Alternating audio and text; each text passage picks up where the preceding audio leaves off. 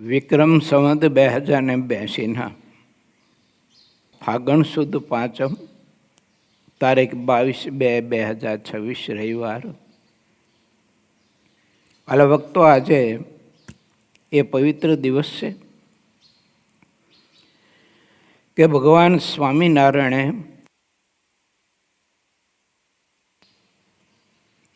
અમદાવાદમાં નરનારાયણ દેવની પ્રતિષ્ઠા પછી કાંકરિયા તળાવના વિસ્તારમાં બ્રહ્મચૌરાશી કરાવી અને હજારો વિપ્રોને મહારાજે જમાડી અને ખૂબ જ મનમાની દક્ષિણાઓ આપી હતી.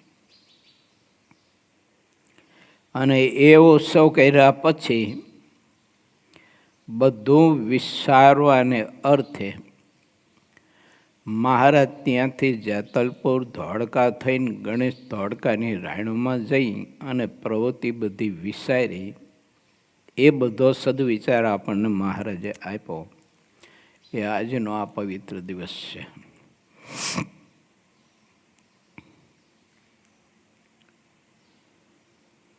સંવત 1887 ફાગણ સુદ પાંચમના રોજ Shri Hari governor sir John માલ્કમના આમંત્રણથી મહારાજ પોતે રાજકોટ એને દર્શન દેવા માટે પધારેલા. અને ત્યારે અનેક પરમહંસો મહારાજની સાથે હતા. એ પૈકીના ગોપાળાનંદ સ્વામી મહારાજની સાથે ત્યાં રાજકોટ પધારેલા. અને સ્વામીની પાક ઓલી બોરડીની ડાળ સાથે જ્યારે ભરાણી અને ગોપાળાનંદ સ્વામીએ તે બોરડી સામું જોઈને કહ્યું કે તને ભગવાન પુરુષોત્તમ નારાયણનો સંબંધ થયો તોય તે તારો આ કાંટાવાળો સ્વભાવ તૈજો નહીં. આટલો સંકલ્પ કર્યો અને કાંટા બધા જ ખરી પડ્યા.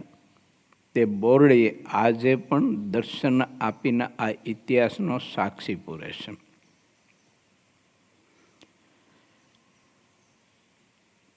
ભગવાન શ્રી હરિએ ગવર્નર સાહેબને શિક્ષાપત્રી આપી અને સત્યના રાહ પર ચાલીને શાસન કરવા માટેના સદવિચારો મહારાજે આપ્યા છે. જે દિવસે સત્યનો ત્યાગ કરશો તે દિવસે તમારા હાથમાંથી સત્તા જશે અને તમારે આ દેશ છોડવો પડશે. મનુષ્ય માત્રના જીવનમાં પરમાત્માએ બતાવેલો સત્યનો રાહ એ આપણે જો ચૂકી જઈએ તો આપણે પણ મળેલા યોગરૂપી દેશ, મળેલા યોગરૂપી સત્સંગ અને આત્યંતિક કલ્યાણ સિદ્ધ કરી શકીએ એવા મળેલા સંત યોગ વગેરે વગેરેથી જીવ વંચિત થાય અને આત્મા ભ્રષ્ટ થઈ જાય. માટે આપણે વિચારીએ કે ભગવાન શ્રી હરિએ આપણને આ સત્સંગ આવો પવિત્ર આપ્યો છે તો સત્યના રાહ ઉપર ચાલી અને મહારાજની ભક્તિ કરીને જીવનને આપણે સૌ કોઈ કૃતાર્થ કરીએ. દેવાનંદ સ્વામીના શબ્દથી ભજન પ્રકાશ સ્વામીએ આપણને સૌ કોઈને માયાની પ્રબળતા એનું દર્શન કરાવ્યું છે. માયા ભગવાનના ભક્તને જો નિશ્ચયમાં કાચપ હોય, આશ્રયમાં કાચપ હોય તો અનેક સ્વરૂપ ધારણ કરીને માયા વિઘ્ન કરે છે.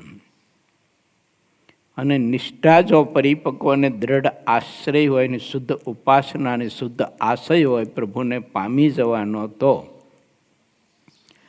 માયા તેને મદદરૂપ થાય છે. તો એને વિઘ્નરૂપ નથી માયા, તો સુખરૂપ છે. પણ કંઈક આશયમાં જો કંઈ થોડી ઘણી પણ ગડબડ જો હોય તો માયા તે જ ભક્તને દુઃખરૂપ થાય છે. હવે મને ને તમને જે દિવસે કોઈ મહાપુરુષને માયા જ્યારે આપણને પરમાત્માથી દૂર કરવા માટે થઈને કોઈ પણ સ્વરૂપ ધારણ કરીને કોઈને માધ્યમ બનાવી અને પ્રયત્ન કરતી હોય તેમ માયાનું સ્વરૂપ અને એની આ પ્રવૃત્તિ મહાપુરુષને કોઈને પકડવામાં આવે, એને દર્શન કરવામાં આવે અને તે દિવસે તે ભગવાનના મહાપુરુષ મને ને તમને તે માયામાંથી બચાવવા માટેની કોઈ પણ આજ્ઞા કરે અથવા સમજ આપે તો એને તરત જ મારે ને તમારે આપણા સ્વભાવો, આપણી ઈચ્છાઓ, આપણા વેગ, બીજું ત્રીજું જે કંઈ છે તે બધું છોડી અને ભગવાનના સંતના વચને સ્થિર થઈ જવું પડે. નહીતર માયા છે ને એ ભક્તને સ્થિર ન રહેવા દે, અસ્થિર કરે. પણ સંત વચને સ્થિર થઈ જવું પડે, ત્યાં રોકી જવું પડે તો બચી જઈએ. નહીતર માયા જેમ કાગડો ઓલો કીડો મૂંડો હોય ને એને જેમ ઉપાડે ને ચાંચમાં પકડીને, એમ માયા તે ભક્તને ઉપાડી અને ખબર નહીં પછી ક્યાં નાખે તે, અને પછી ક્યાં કલ્પે, ક્યાં યુગે, ક્યાં દિવસે, ક્યાં સમયે, ક્યાં કાળે મહારાજને પામી જવા માટેનો અવસર આ આત્માને મળશે, એની કલ્પના કોઈ નહીં કરી શકે. આ વખતે અવસર છે. માટે આપણા જીવનમાં માયા ખેલ ન કરી જાય, માયા સફળ ન થઈ જાય, આપણે નિષ્ફળ ન જઈએ, એનું મારે ને તમારે ખૂબ જ લક્ષ્ય રાખવું જોઈએ. બીજી મહેનત મારે ને તમારે કોઈ સાચી કરવાની આમાં રહેતી જ નથી. જ્યારે માયા ભગવાનના સત્પુરુષને પકડવામાં આવે કે આ આત્માને માયા હવે ગળચે પકડો છે ગળું, માટે આને બચાવી લઉં, તો એ સંત જ્યારે આપણને માયાના પંજામાંથી છોડાવવા માટે મદદ કરે, કોઈ સમજ આપે, તો મારે તમારે વિચારવું જોઈએ, તરત સ્વીકાર કરવો જોઈએ. બધી જ આપણી આશાઓ મૂકી દેવી પડે. આદિ અનાદિ કાળથી, યુગોથી ભક્તિના માર્ગે ચાલનારા આત્માઓને માયાએ આવી રીતે એની પ્રબળતાના કારણે, એના બળના કારણે, એના અનેક પ્રકારના રચવાના વ્યૂહના કારણે વિક્ષેપો બહુ કર્યા છે. અને ઘણા બધા આત્માને તો માયા ઉપાડી ગઈ છે. પછી ભક્તિના માર્ગે તે આત્મા ચાલી નથી શીખ્યો. જુઓ ને, ખબર નહીં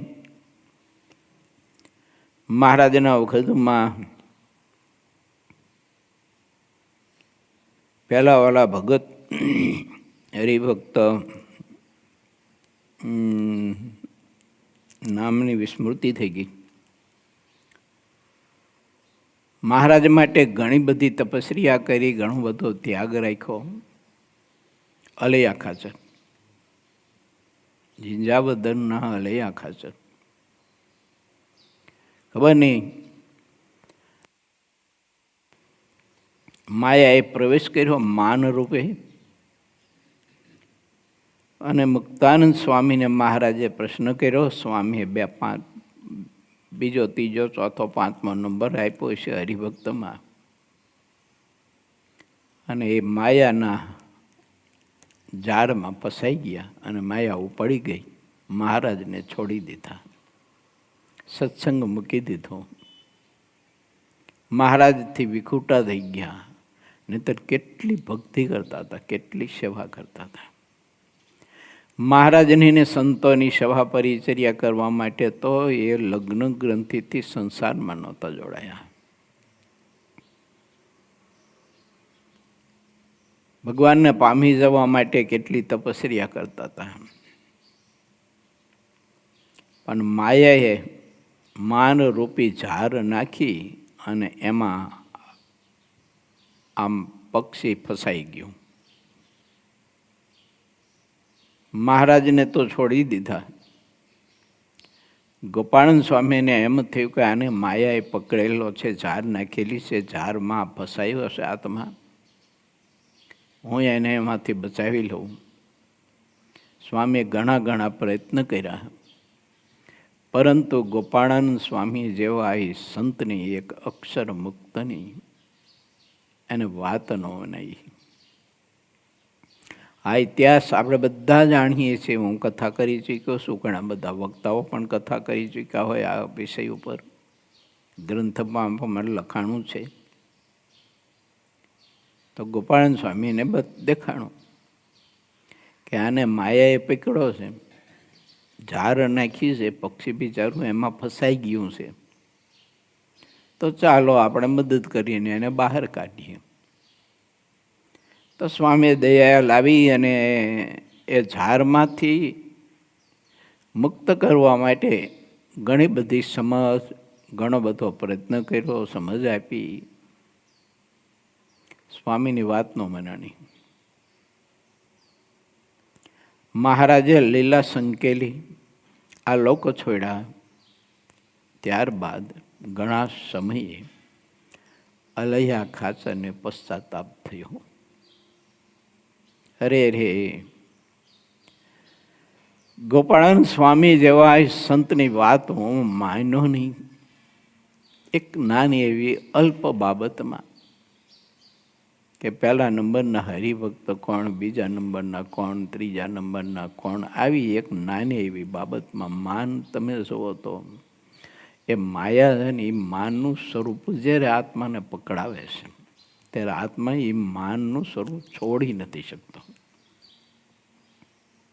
માયાની કરામત તો તમે જુઓ, માન રૂપે, અહંકાર રૂપે, મમત્વ રૂપે, દયા રૂપે, સ્નેહ રૂપે, અહંકાર રૂપે, આસક્તિ રૂપે, લોભ રૂપે, રસાસ્વાદ રૂપે, સ્નેહ રૂપે,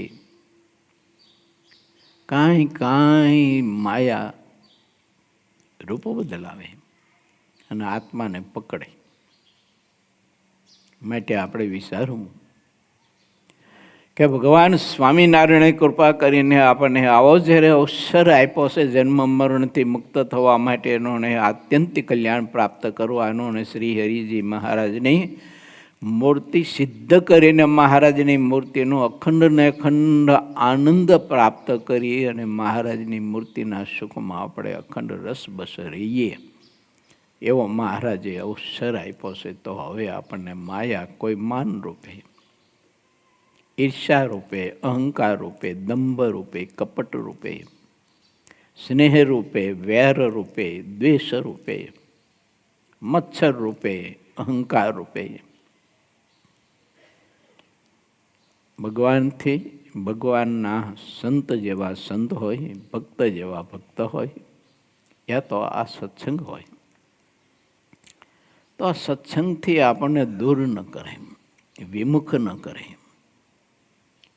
કમસે કમ માણસ એટલો તો વિચાર કરે જ કે આ ભગવાનના સંત મને આ વિષયમાં રોકે છે, ટોકે છે, વારંવાર રોકે છે, ટોકે છે. ગોપાળાનંદ સ્વામી કેટલો પ્રયત્ન કર્યો, એક બે વખત જ ગોપાળાનંદ સ્વામીએ અલૈયા ખાચરને બચાવવા માટે પ્રયત્ન કર્યો એવું નથી, ઘણી વાર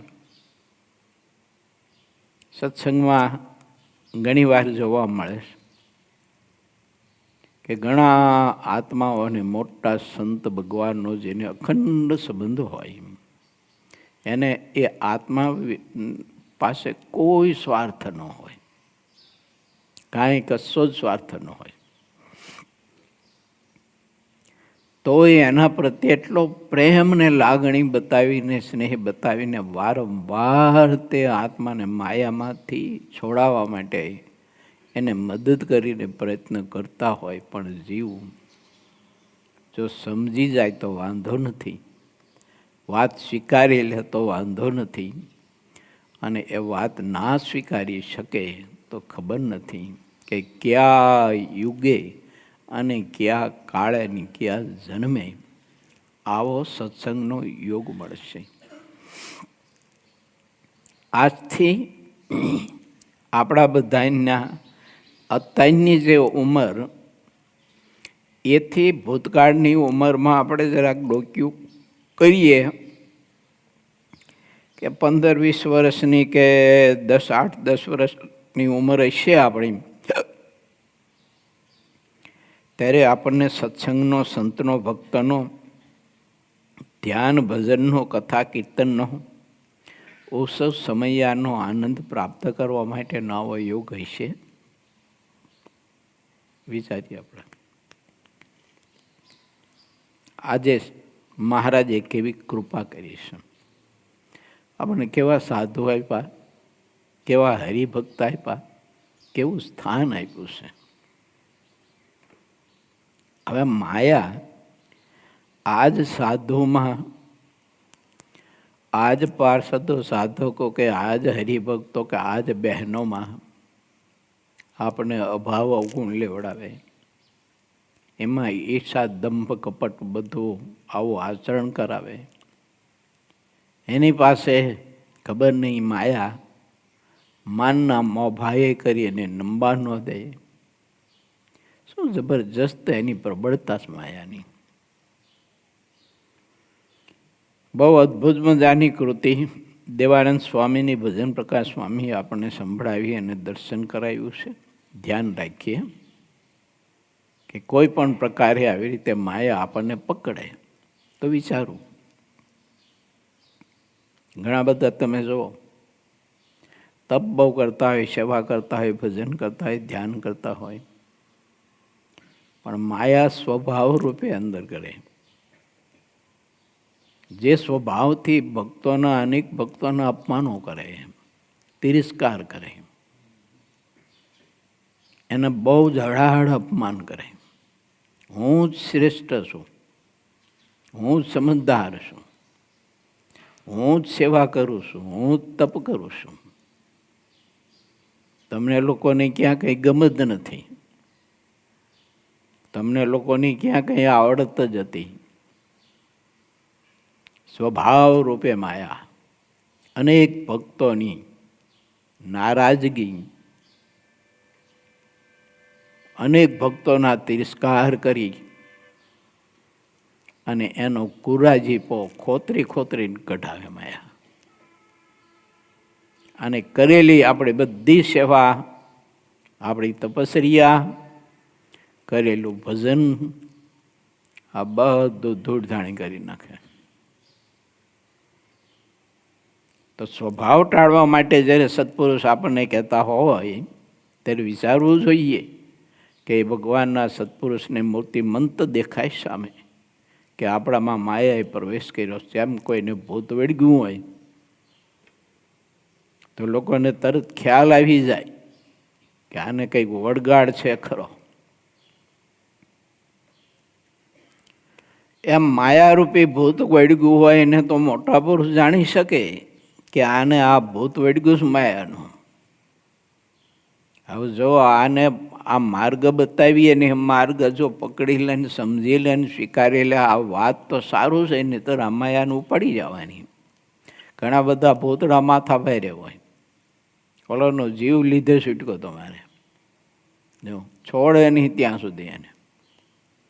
એમ માયા છે ને એ પણ એમ જ હોય.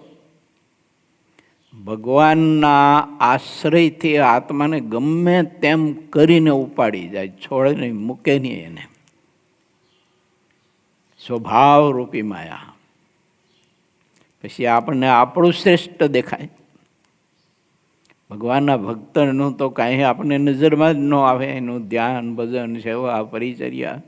હું વિનંતી કરું બધાને, સંતો, પાર્ષદો, સાધકો, હરિભક્તો, સમગ્ર બધી નાની મોટી માતાઓ, બહેનો, વિનંતી કરું, એક આપના નાના એવા સેવક તરીકે કે સ્વભાવને વશ થઈને કોઈ ભક્તના તિરસ્કાર નહીં કરતા, અપમાન નહીં કરતા, કોઈ ભક્તને સ્વભાવને વશ થઈને જેમ તેમ નહીં બોલતા. ઘણા બધા બહેનો અમુક અમુક બહેનો સેવા બહુ કરતા હોય છે, પણ બહેનોનો તિરસ્કાર, એનું અપમાન બહુ કરતા હોય છે. સમજવું જોઈએ કે આવો અવસર મહારાજને પામી જવાનો ફરીને નહીં મળે. આવું પવિત્ર નૈમિષારણ્ય ક્ષેત્ર છે, અક્ષરધામ છે. અને આ અક્ષરધામની ધરતીમાં રહીને જો આપણે સ્વભાવ નહીં છોડીએ, ભગવાનના ભક્તનો મહાત્મા નહીં સમજીએ, તો પછી આ સિવાય બીજી કોઈ એવી ધરતીમાં જ્યારે આપણને રહેવાનો યોગ પ્રાપ્ત થશે ત્યારે કેવી રીતે સ્વભાવ છૂટશે?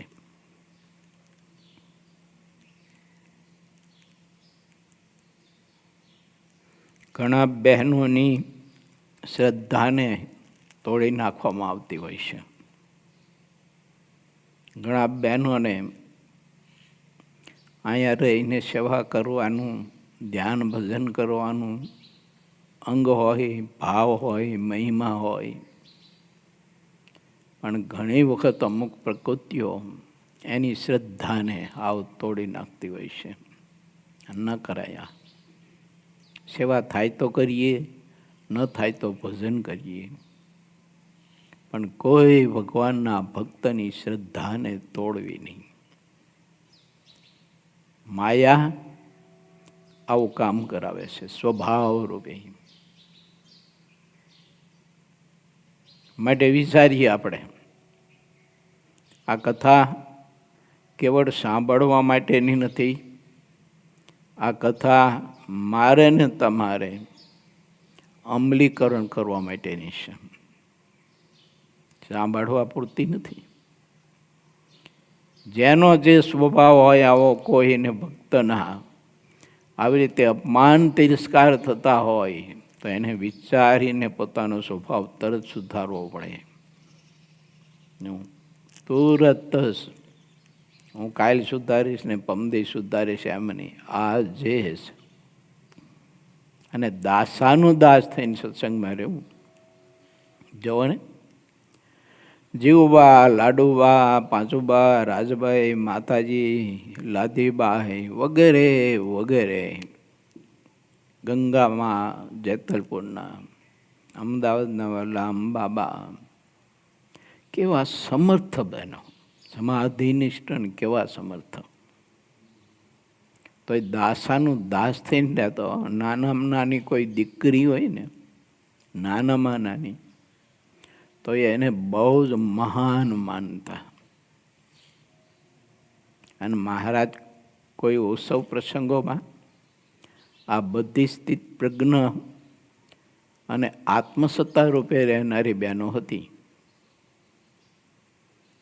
અક્ષર રૂપ માનીને ભગવાનનું ધ્યાન, ભજન ને સેવા પરિચર્યા કરનારી બહેનો હતી. આવી ઉચ્ચ સ્થિતિએ પહોંચેલી. એને મહારાજ આજ્ઞા કરે કે આ ઉત્સવ પ્રસંગમાં તમારે ગંગામાની આજ્ઞામાં રહી અને સેવા કરવાની છે.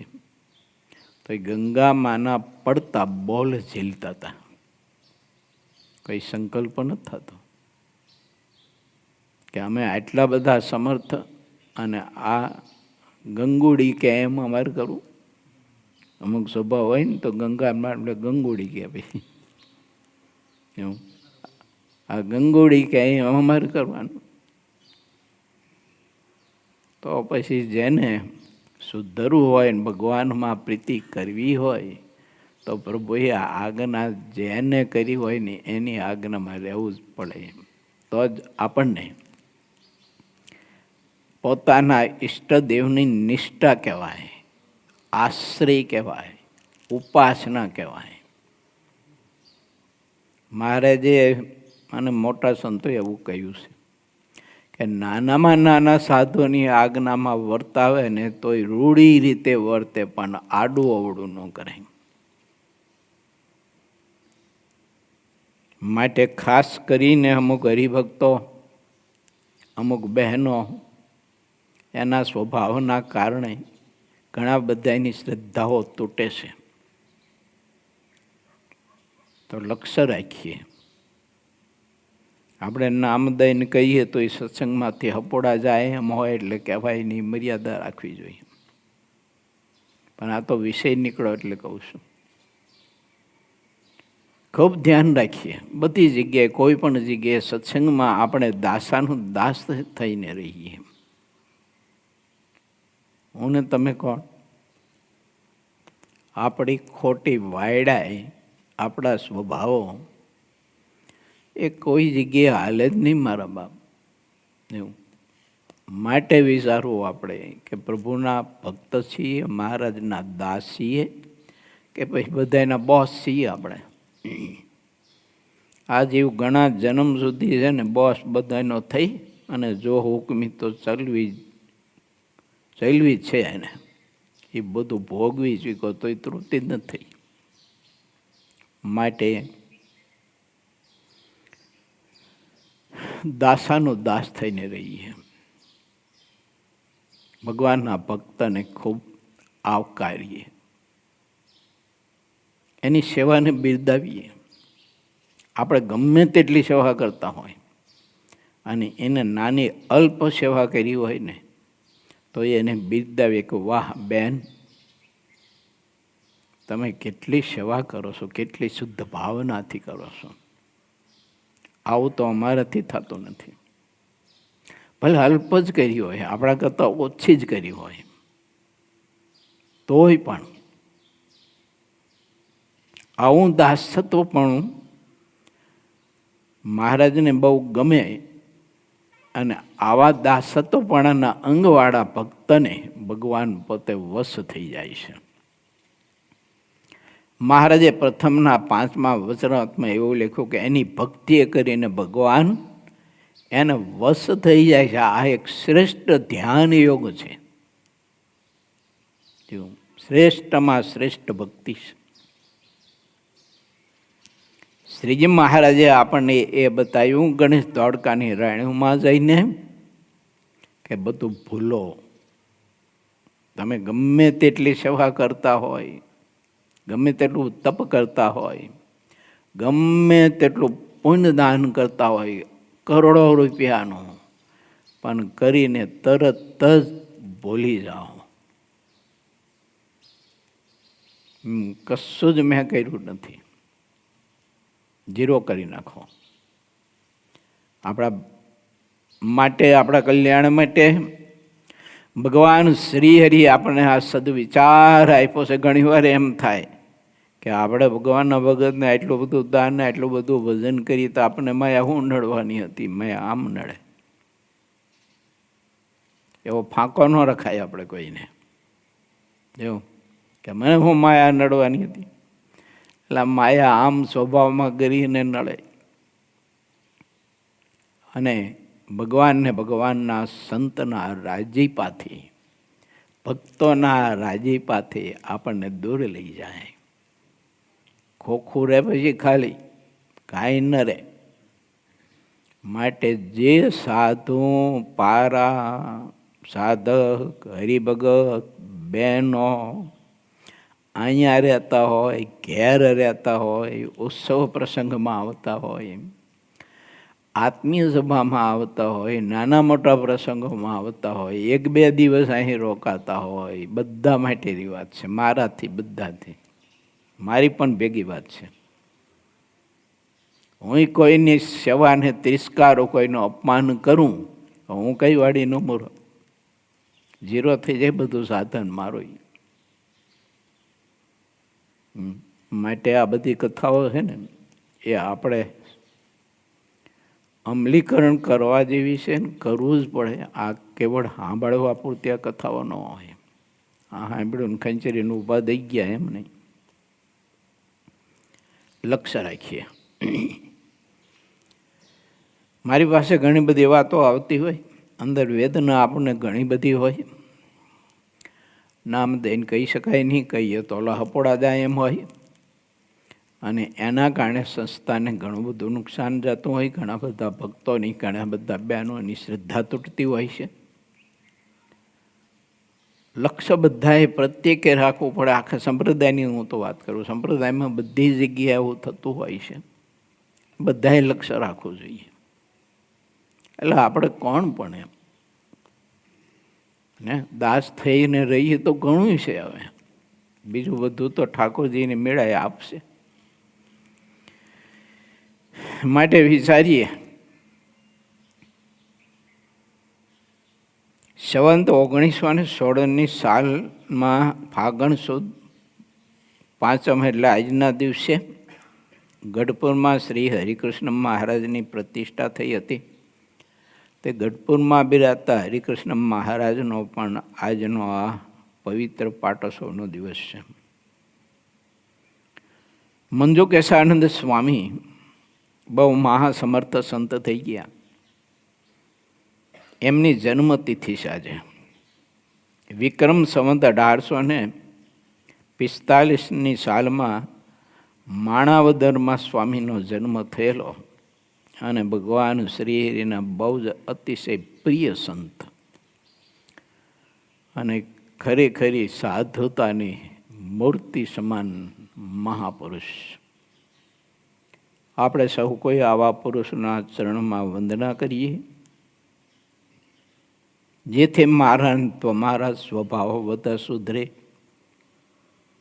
આપણે બધાના પૂરક બનીએ, બધાના દાસાનો દાસ બનીને રહીએ અને આપણામાં ઈષ્ટદેવની ભક્તિથી માંડીને સંત ભક્તિ, ગુરુ ભક્તિ, માતૃભક્તિ, પિતૃભક્તિ, સમાજ ભક્તિ, દેશભક્તિ અને હિન્દુ સંસ્કૃતિ ભક્તિ મારા તમારામાં અતિશય દ્રઢ અને પક્વ થાય.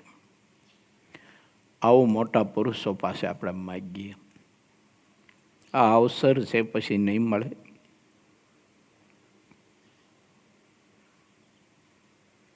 મહારાજને મોટા પુરુષનું જીવન જોતા એવું લાગે છે કે કોઈ સાધન દ્વારા પરમાત્માનો પ્રેમ કોઈ મેળવી નથી શકતું. કોઈ સાધન દ્વારા મોટા પુરુષનો પ્રેમ કોઈ મેળવી નથી શકતું. આ મહારાજનું ને મોટા પુરુષનું જીવન જોતા એ દર્શન કરતા એવું લાગે છે. પરંતુ ભગવાન કે ભગવાનના મોટા પુરુષ કે ભગવાનના કોઈ નાના મોટા ભક્ત હોય તો એને પ્રેમ આપવાથી આપણે એનો પ્રેમ પ્રાપ્ત કરી શકીએ છીએ, સાધનથી નહીં. સાધન તો આપણે કરતા જોઈએ, સેવા, પરિચર્યા, વ્રત, તપ કરતા જોઈએ, પણ તોય પ્રેમ નથી મેળવી શકાતો. કેમ?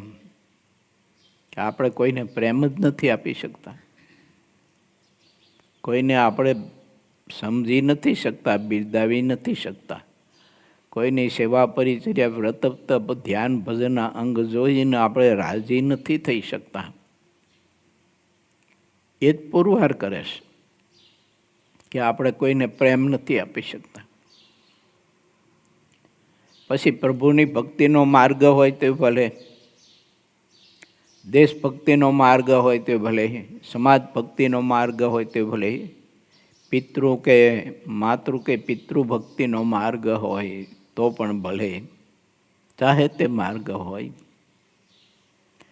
પરંતુ જ્યારે આપણે એ ઈર્ષાના પંજામાંથી છૂટી નથી શકતા, મત્સર, અસૂયા, અહંકારના પંજામાંથી છૂટી નથી શકતા, તો કેવી રીતે આપણે એને પ્રેમ આપી શકશું?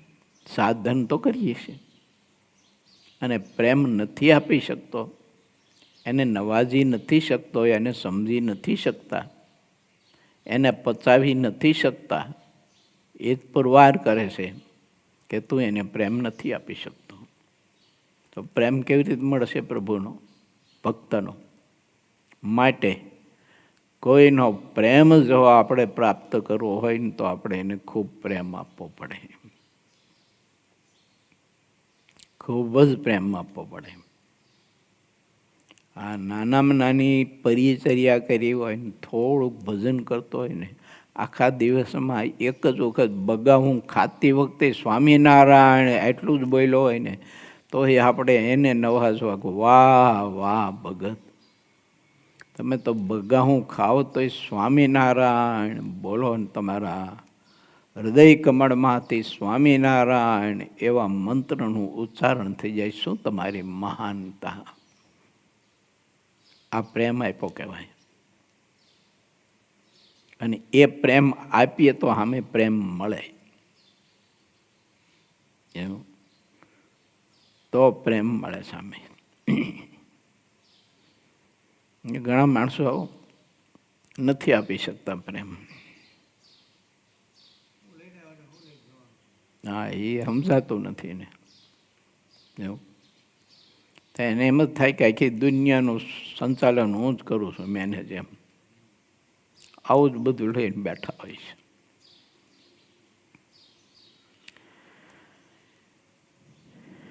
ભગવાન સ્વામિનારાયણને આપણા પરમહંસો કહે છે કે પ્રેમ આપતા શીખો. માથામાં અને છાતી ઉપર ખડીના પોતા માનનારને પરમહંસોએ પ્રેમ આપ્યો છે. ધોકા મારીને હાથ ભાંગી નાખનારાઓને પણ ભગવાન સહજાનંદ સ્વામીના પરમહંસોએ પ્રેમ આપ્યો છે ને. આખી રાત્રિ હાથમાં ધોકા લઈને મારીને હાથમાં દાંતેડા આપીને 20-20, 25-25 વીઘાના મોટા ખેતરો અને એમાં બાજરો કે જુવાર વઢાવનારને પણ પ્રેમ આપ્યો છે. થોડુંક દર્શન કરતાં આપણે શીખીએ મહાપુરુષોના જીવનનું. તો એ મહાપુરુષે તમે જુઓ તો ખરા કેવી વિપરીત પરિસ્થિતિ, કેટલો તિરસ્કાર, કેટલો અપમાન, કેટલું તાડન, કેટલી ગાયડો, તોય એને પ્રેમ આપ્યો છે.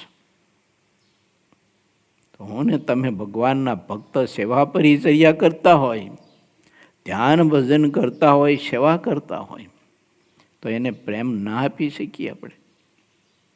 તો ફટક્યા હોય આપણી જિંદગીને. બ્રહ્માનંદ સ્વામી કહ્યું એમ, બુડ મર જલ માહી કાં સઠ વદન દેખાવે. સ્વામી તેવું લખ્યું છે, તારા ધરતી ઉપર જીવવાનો જ કોઈ રાઈટ નથી, પાણી બુડી મરી, કોઈને તું પ્રેમ જ નથી આપી શકતો. આ વાત બહુ જરૂરી છે બધાને.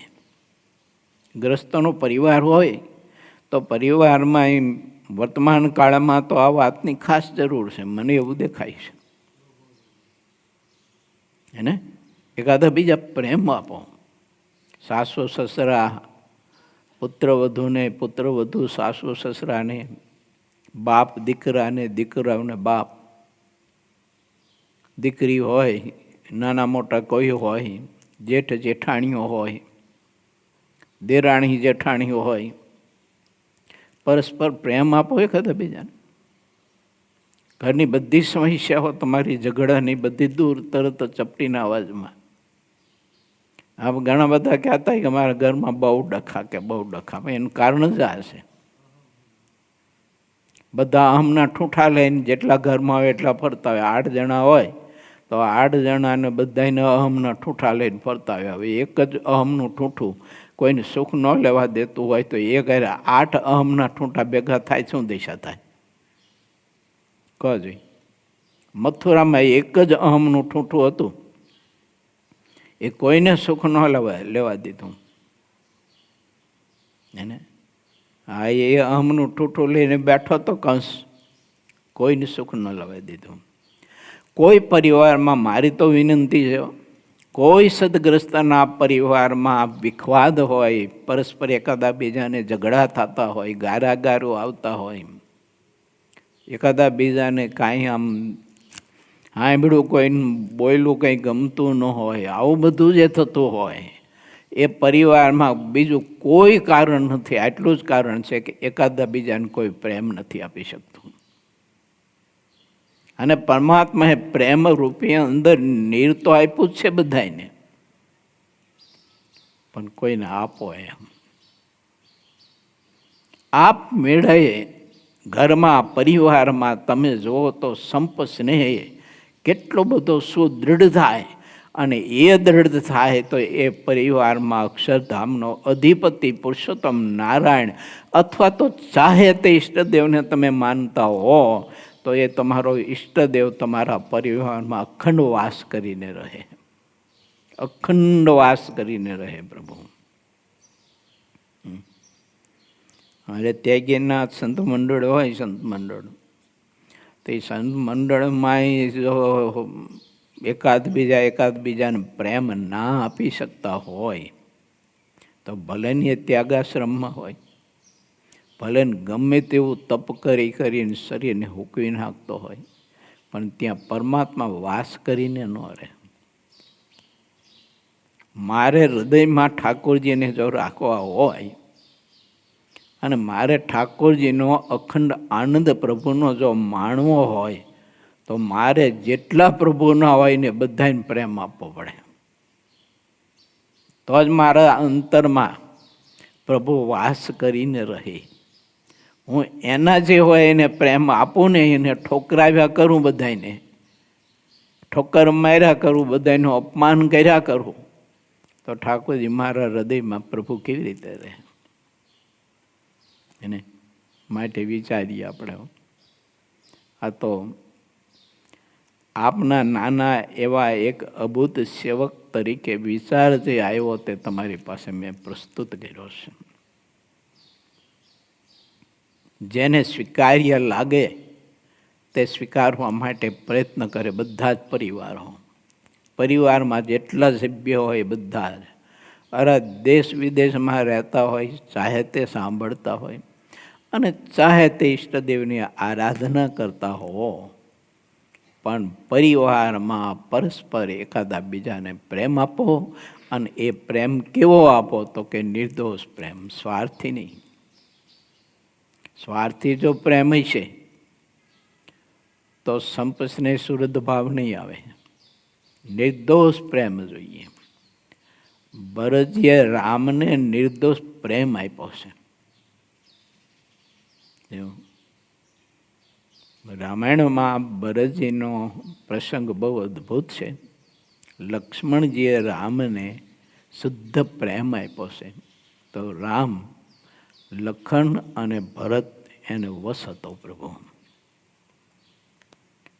દાદાએ જેટલા પરમહંસો હતા, જેટલા પાળાઓ હતા, જેટલી બાયો હતી, જેટલા સ્ત્રી ભક્તો હતા, એ બધાને નિર્દોષ પ્રેમ આપ્યો છે ને એટલે અક્ષરધામનો અધિપતિ એ દાદાને વશ થઈ અને ગઢપુરમાં અખંડ વાસ કરીને પ્રભુ રહેતો હતો. એને બધાને પ્રેમ આપ્યો છે.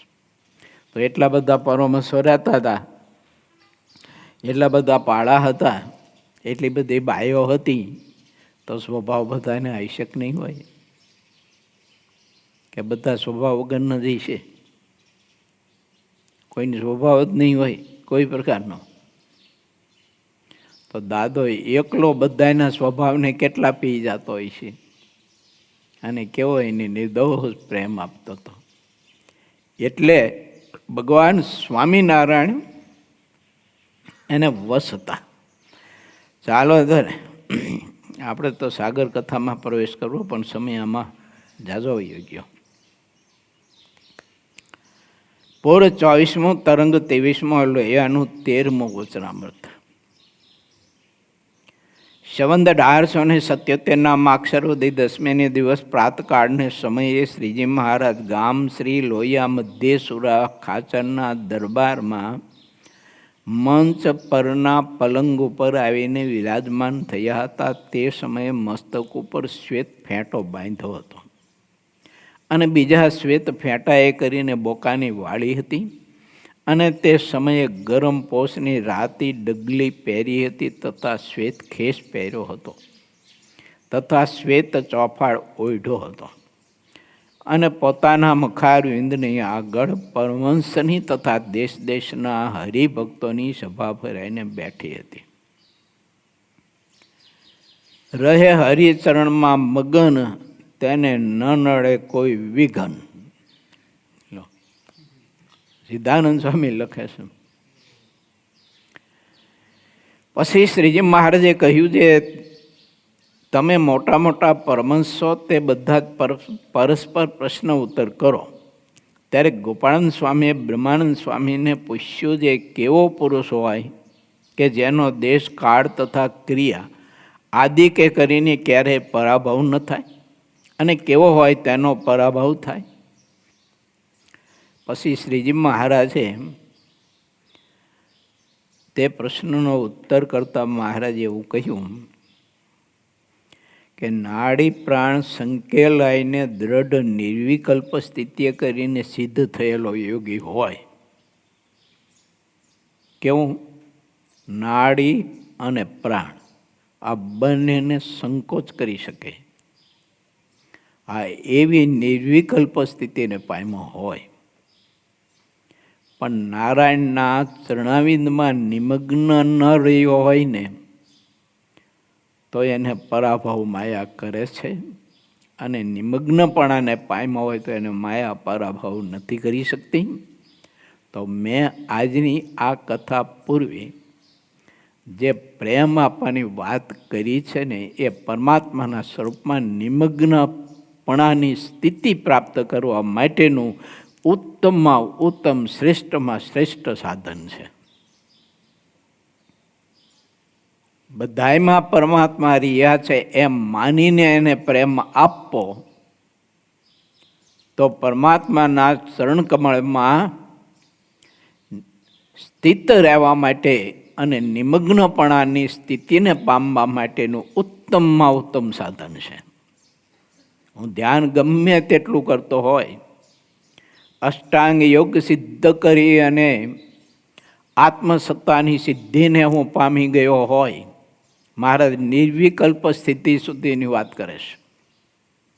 તે સ્થિતિ સુધી પહોંચ્યો હોય પણ પ્રત્યેકના હૃદયમાં ભગવાન નથી જોઈ શકતો, અને પ્રત્યેકના હૃદયમાં ભગવાન જોઈને પ્રેમ નથી આપી શકતો. ચાહે એવી સ્થિતિને પામેલો હોય તો મહારાજ કે એને માયા પરાભવ કરવાની.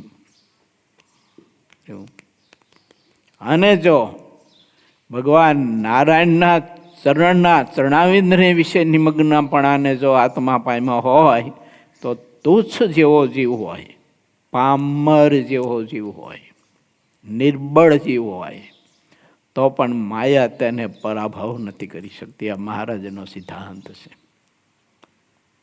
કેવી અદ્ભુત વાત બતાવે છે મહારાજ. હાવ પામર નિર્બળ જીવ હોય પણ પ્રત્યેકના હૃદયમાં મારો પ્રભુ રહ્યો છે એમ માનીને જો એને પ્રેમ આપી શકતો હોય